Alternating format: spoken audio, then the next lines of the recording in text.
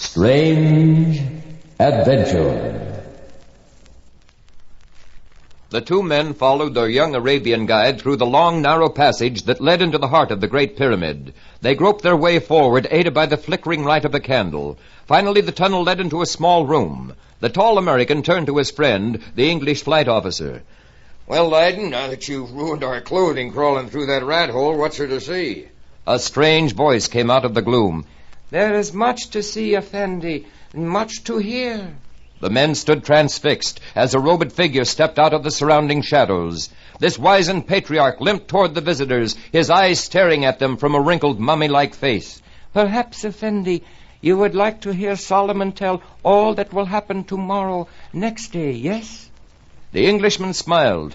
I say, Robert, let's hear what the rummy beggar has to say, won't it? It might be interesting. The men sat down upon the floor of the tomb.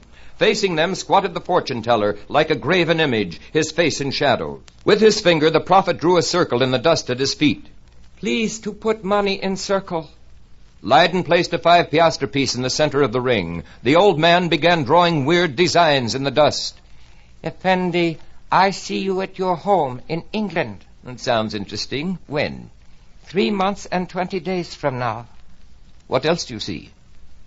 I see death and tragedy. Death and tragedy? But they're synonymous. No, Effendi.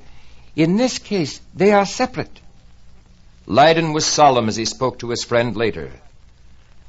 That last prophecy about death and tragedy.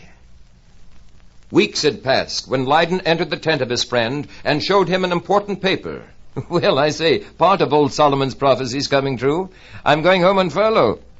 The officer left for Alexandria to take passage on a ship for England, and at last Robert received word from his friend, but not from the source he had hoped for. He picked up a newspaper and read an article with alarm. Leyden was dead. The ship had been wrecked, and he was among the missing. Robert thought of the words of the seer, "I see death." Years later, Robert chanced to be in London and called Leyden's family. He was startled as a familiar voice came to him over the wire. It was Leyden's. Oh, yes, old boy, I'm very much alive. Do meet me at the Vendome this afternoon for tea. We'll have a nice chat, won't? Later, Leyden smiled as he told his story. The prophet's words came true, Robert, every one of them. I missed the ship I was to take, but as my name was on the passenger list, I was reported dead in the shipwreck. I was exactly 3 months and 20 days getting home. Death? My father died shortly after I arrived home. In tragedy... Do you see this ring, Robert?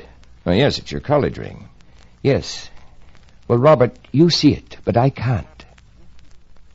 This is Pat McGeehan saying goodbye from my writer Charles Crowder and inviting you to listen again to another tale of Strange Adventure.